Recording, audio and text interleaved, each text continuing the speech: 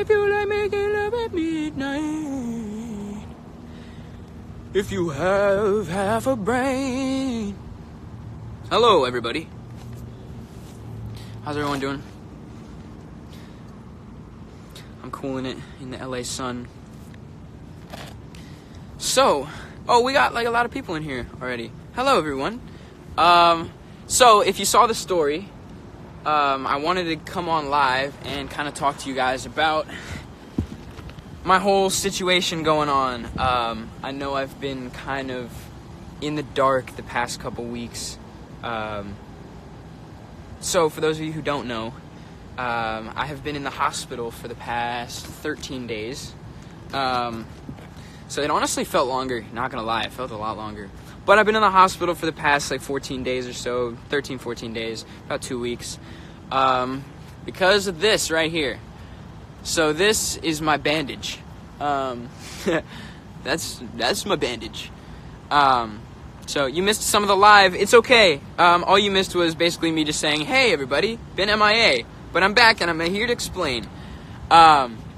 So, am I better? Yes, I am way better. I'm almost back to 100%, which is so exciting. So, basically, to explain what's going on with this whole situation, you need a med kit. I need a med kit. All is well, but starting probably right before me and the guys all went on vacation, so right before I went to the Virgin Islands, I was kind of getting like these on and off sore throats, and I didn't really like think anything about it, because I was like, okay, like I'm a singer, I probably have been singing a lot, like I'm probably getting a sore throat just from singing all the time, like it's probably nothing major. So obviously I told my mom and stuff, and I was like, hey mom, help, because like you always need your mom when you're sick. When I smile, the thing goes up. Ready? That's so stupid. I love those shades. Thank you. I got them today, and they're like kind of fresh, so I've just been wearing them. Oh, and I also got my hair cut. As you can see, it's pretty short. This is the blob of hair on my head, but it's pretty short. But I was so excited to get a haircut. Like I needed one so bad. Anyway, okay, now I'm actually gonna explain. I've been like dragging this on so long. So basically, I had some on and off sore throats, right? And I was like, okay, like some sore throats, it's not a big deal. I'm used to this. And so I was just taking like some Sudafed, which is like pressure and pain medication, and then like some Cepafil, which is like it's like a throat lozenge, so it like numbs your throat a little bit. And they were on and off, so they would go and they went away. And then when I was in the Virgin Islands for like the first 3 days, I had a really bad sore throat, and it like really hurt to swallow, and like it was pretty bad. So I was like medicating to kind of get that to go away. And then while I was in the Virgin Islands, obviously y'all know I broke my phone, so I couldn't really update you guys too much on that. And then I also got stung by a sea urchin. My brother, we were snorkeling. My brother goes underneath the water and he runs down. He's like, watch me pet this sea urchin. And so for those of you who don't know what a sea urchin is, it's one of those, it's like a ball with these giant long spikes under the water, and they're like super painful if they prick you.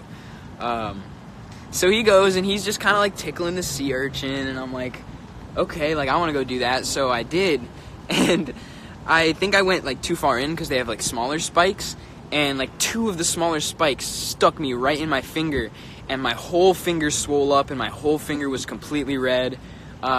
So maybe that had something to do with it too. But back to the sore throats.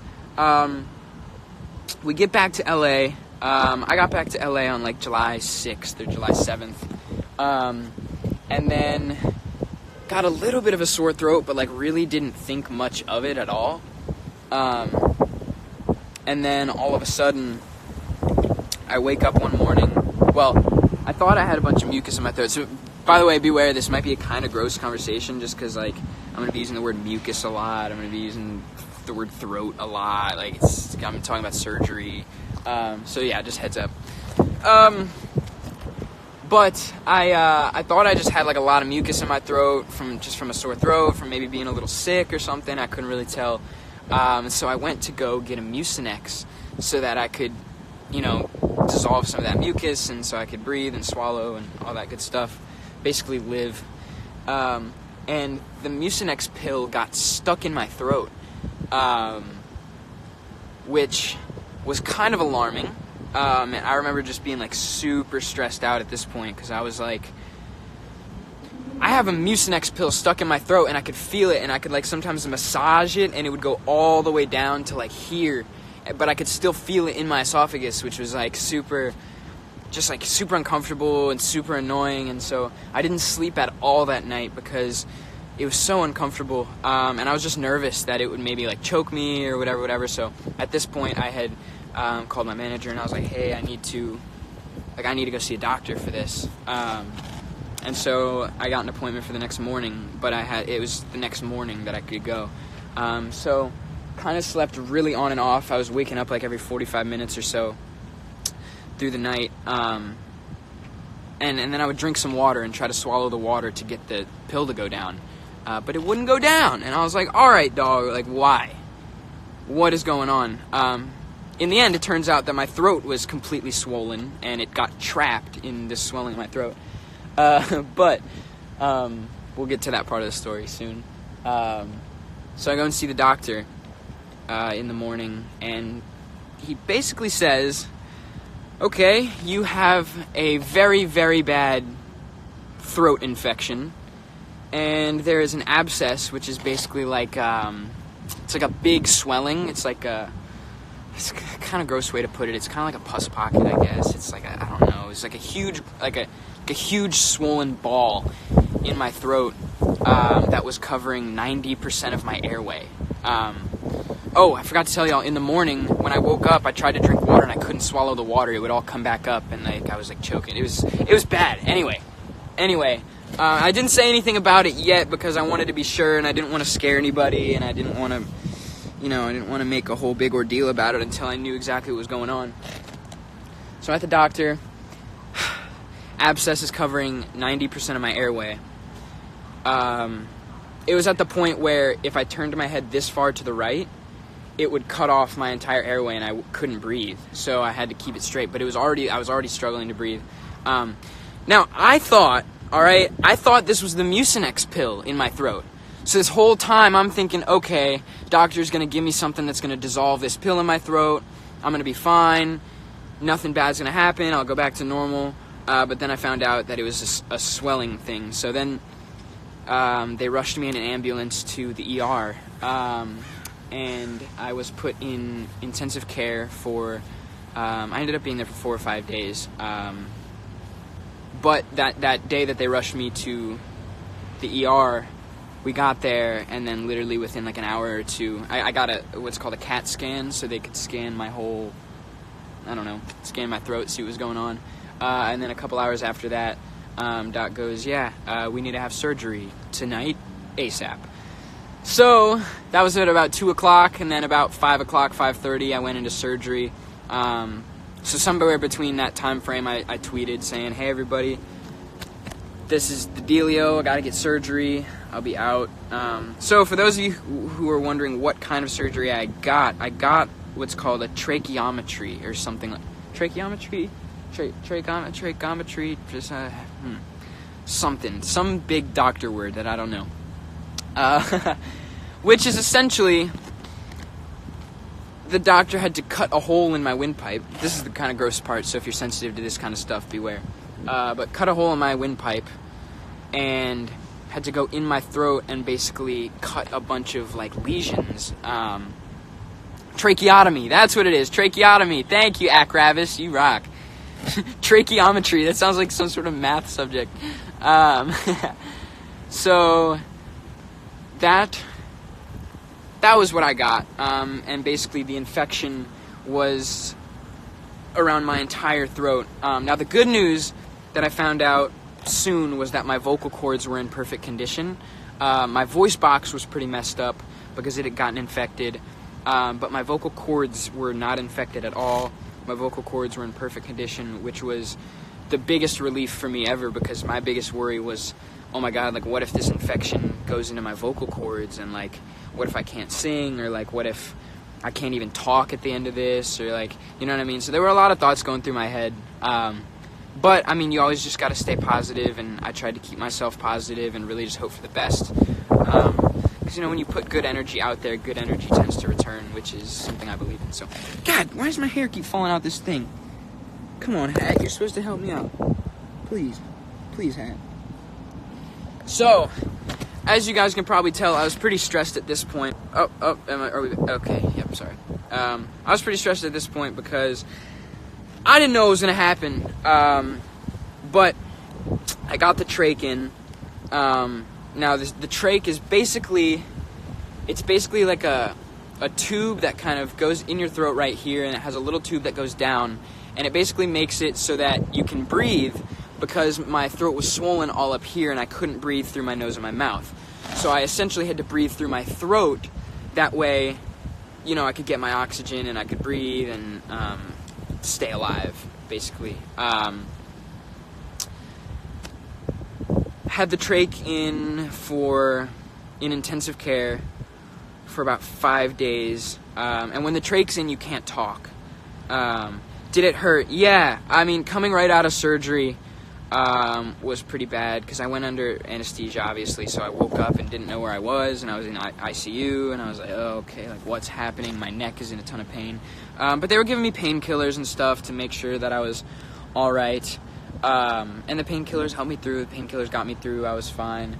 But at this point, I hadn't eaten in 4 days because I didn't have what's called a PICC line, which is where they can feed you your proteins and your amino acids and basically just everything you need to survive. I had only been getting fluids and liquids, which you can't survive without water for very long at all. So they were pumping fluids and liquids in me and antibiotics and stuff like that to fight the infection, and then my fluids were basically keeping me alive. And then I got what's called a PICC line, which is a line that goes in your arm here. I still have the bandage on. You can't really see, it's under here, but it runs through here into the major vein right here, and it goes across your chest in the vein and into your heart. Not all the way into your heart, but just basically to the entryway of your heart right here.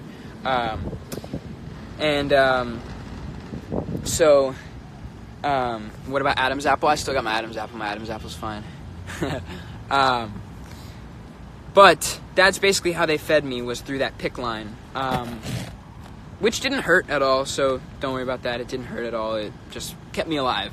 So I was in ICU for a few days, and at first my throat really, really hurt because the doctor had to go in and basically make a bunch of incisions in my throat, so a bunch of cuts. That way he could kind of essentially cut out the infection. So that was pretty bad, but ICU for about 5 days, and then I got moved to just some regular hospital rooms. But it was funny. All the nurses were super nice to me, and they were really, really great. A lot of great care, just making sure I'm okay, and always making sure that my medicine and my fluids and my food is all, like, you know, up to date, up to par, making sure that I'm not, you know, dipping down on any of my essentials or anything like that. So the care was amazing, and so it definitely wasn't as bad of an experience as it could have been. Definitely sucked. Like, I'm really, really glad to be out, but I couldn't talk. So with the trach in, you can't talk because no air goes through your vocal cords. It just comes straight out your throat. So the whole time, for almost 2 weeks, my only form of communication was pointing, hitting things, and typing in my notes, and then holding my phone up to the nurse so that she could read what I'm trying to say. So that was kind of funny for a little while. But then about 2 days ago probably, I finally got my voice back. So they'd been waiting for the swelling to go down, so my doctor, my ENT doctor, would come and check up on me every day or so, and basically just see how my swelling is doing, how close I am to being able to breathe normally again. And then about 2 days ago, I finally got my voice back. So in the trach, there's like I said, there's a hole where you basically breathe out of. They plugged up that hole to go up here through my nose and through my mouth and through the rest of my throat. And so when that happened, air could go through the vocal cords.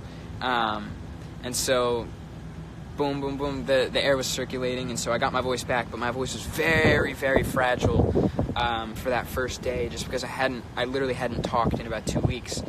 And my throat was still swollen, so it was more of a test than it was like a, for sure, okay, he's well, he's perfectly good again. But it was like I could say like a sentence, but then I would have to take another deep breath, then say another sentence, and then take another deep breath.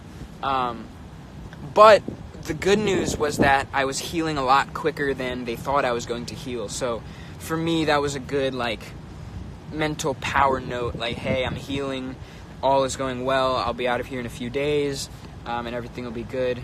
And then the past couple days have really just been taking care of my throat, and so they took the trach out, and then I'm not going to show you guys, but there's literally still a hole in my throat right here. So my windpipe on the inside completely closed up today, because what was funny was I wouldn't be able to talk, but then I could close off this section of my throat, like, you know when you like sometimes people will do that thing where, I'm trying to figure out how to explain this, where you kind of like push your breath and then your face gets all red and like a lot of, you know what I mean? I don't know if you know what I'm talking about, but when I would do that, the air would come out of my throat instead, which is funny. It was a cool little party trick for a couple days. But this morning I woke up and it was completely closed and I couldn't force any air out of it. So that's really good news. So now the outer layer of skin right here just has to close up. I see a lot of you guys asking about a scar. I don't know if there's going to be a scar. The doctors were saying there might be a really small scar there. It'll be more visible, you know, for the first month or two, I guess. But after that, but they were saying there might not even really be like, you might have to really go up to it to look to even see it. So I'm not sure. Only time will really tell. But they said there definitely won't be like a huge scar right here that's like super noticeable, or like, you know what I mean, which would have been kind of fresh. I would not have been mad at a scar. But we'll see. Only time will tell. I saw someone ask, did I get in trouble for milli rocking? Yeah, so I have a story to tell you guys. At the when I was still at the doctor, when I was still at the hospital, I was obviously, my body was pretty weak because I had been laying down in a bed for 2 weeks straight. I hadn't really got up, and I would go on like daily walks, but it was only like a lap around the hospital floor, so it wasn't really like a walk. It was just like a, you know, test my body, see how my body's doing, make sure I can actually do it. But I would get pretty winded because it was kind of hard to breathe with the trach in, so wouldn't really do too much walking. But there was one time I was just feeling good, I was feeling happy, and we're in my hospital room, and I stood up and started milli rocking, and I was just kind of like getting it, and then my heart rate jumped up to like 160 or something like that, and the alarm starts going off, and then like 3 nurses come in the room, and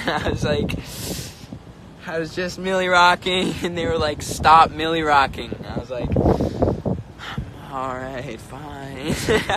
But that was a funny story. But no, all the nurses were amazing, and they never got mad at me or anything, but they were just like, for your own health, stop milli rocking now. But I'm out now. That's basically the story. So my windpipe is completely closed, but I'm gonna have this bandaging here. I don't know for how long. I don't think it'll be for too much longer, because I've been healing up really, really quickly. So now it's just all about re-strengthening my voice, because my muscle memory is a little off, just because I haven't, you know, been singing really for the past couple weeks.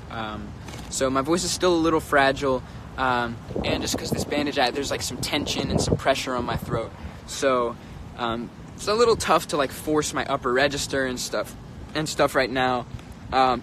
But over the next couple weeks, it's just going to be all about just strengthening my voice. And I still can sing. I'm not going to sing right now because I don't want to push anything. But I can sing. I still have my falsetto. La! So that's good. And all is well. I've been healing very quickly. I've been healing super well. The doctor's super excited for me. But my doctor really, literally did save my life. I had probably a couple more hours of swelling before it would have literally closed off my airway completely and I would not have been able to breathe. So I do want to throw it out there. Just never, take life for granted and never, it's all the little things in life that really make a difference. Like for me, the biggest thing for the past 2 weeks was just a sense of taste or a sense of I couldn't smell for the past 2 weeks because the air would all come out of here. It wouldn't go through my nose and through the hair follicles in your nose that make you smell. So a sense of smell, that was definitely something I missed. I really missed the sensation of temperature in food. I really missed having hot food, having cold food. I missed talking. But just a lot of little things. It's all the little things in life that really make the difference. So just don't forget that. And, this infection could have happened to any of us. It could have been me. It could have been Jack. It could have been Jonah. It could have been my dad. It could have been anybody. And so I'm just thankful that I'm still here. I'm thankful that, everything went as planned and that I made it to the doctor on time and that he knew what he was doing and it was good that I trusted him and trusted his work and his expertise and so it was definitely a bit of a rough patch, but all is well. I'm alive. I'm good. I can sing. I can talk. And I've been getting back to eating. At first I could only do liquids. Like the first day I got my voice back, I could only do liquids. But they gave me ice cream and they gave me yogurt and stuff, which was good. Eating ice cream for the first time was an experience because I was like, oh my gosh. And my throat was super sensitive, so I could feel the coldness of the ice cream go all the way down, which is funny. But yeah, going back to what I was saying, just really don't take life for granted. And really just, live each day in the moment and with kindness and with positivity and just always have a smile on your face. And if you don't have a smile on your face, at least put a smile on someone else's. You know what I mean? Or do both. Hell, do both. But yeah, that's been my TED Talk. But yeah, I'll have this Band-Aid there for a little while. But I think it's kind of fresh. It kind of adds... It's kind of like a neck accessory, you know what I mean? So, yeah, thank you. I want to also thank you guys for all the positive support and all the love and everything you guys were showing me on social media while I was in the hospital, because it really helped keep me going. I would not have been able to do it alone. My mom and my dad and my brother and my sister, they all flew out and stayed with me. My dad, my brother, and sister stayed for a few days, but my dad had to go back to work, and my brother and sister have work and stuff, so they couldn't stay. But my mom stayed the whole time, and my mom's out here in LA with us, which is cool. So she's taking care of my bandage and making sure I'm doing all good and stuff. So should be out here for a few days. But I've been eating good again. I had to kind of ease into eating because my throat obviously was still a little swollen, so I had to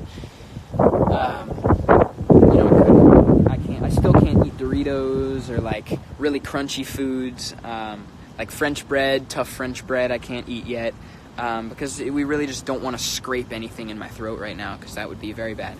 But yeah, all is well. Everything is good.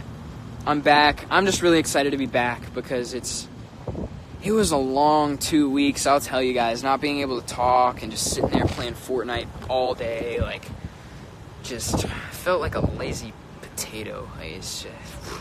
I needed to get out, so very, very excited to be back. I just had some pizza.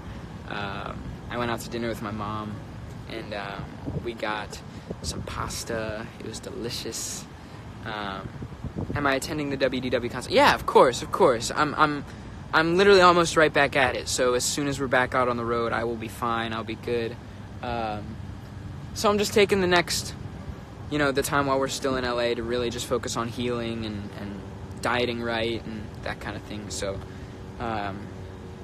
yeah. But again, going back to thanking you guys. Thank you guys so much for all the support and all the care and all the love and happiness and positivity you guys showed me while I was in the hospital, because it really, really, really did help. It was really cool for me to go online and just see that people care and people are praying for me, and that I was in more people's thoughts than I could even imagine. So thank you guys, and yeah, just take my experience with a grain of salt, and hopefully you guys can learn something from it and live every day to the fullest, and really just show the love to those around you that maybe don't get as much love as they deserve, or just really make sure that everybody's okay, and that you show love to people, because you never know when it's your last day. Thankfully mine hasn't come yet. Almost did, but we're good, we're alive, we're well, and we got more music to make, baby. We got more shows to do, we got things to see, people to meet. I'm gonna cry. No, I'm just kidding. Yeah, thank you guys for coming on here and listening to my story too. Like I said, hopefully y'all can learn something from it. You'll probably hear me talk about it a lot in interviews. But yeah, we back, baby. Corbyn is back. Corbyn is back in the game. Throat is healing up nicely. Oh, and just so you guys know, it doesn't hurt anymore. There's no pain, so I'm not in any pain. I'm all good. The only pain that sucks is when you take this off, because it pulls my skin and it's but that's it. So yeah, I'm gonna hop off right now. I'm kind of hungry. I had some pizza, but I want to get something to drink. So I love you guys. Y'all rock. Again, thank you for all the love you and the guys always show me. Oh, and while we were in the hospital, we got nominated for a VMA. That was sick. What? We got nominated for a VMA? What in the nuts? That was crazy. So make sure y'all are voting for that, because that's cool. It'd be really cool to take that home. So yeah, but that's all in y'all's hands. It's all in the power of the limelights. And yeah, I'm glad you guys are enjoying the new music. I'm glad you guys are enjoying Hooked and Talk.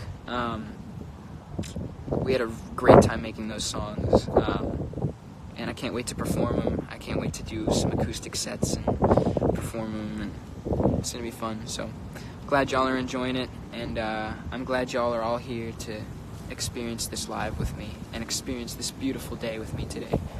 But yeah, I'm gonna go, but I just wanted to update y'all, make sure y'all knew what was going on with me and with my whole situation. So how's my singing voice?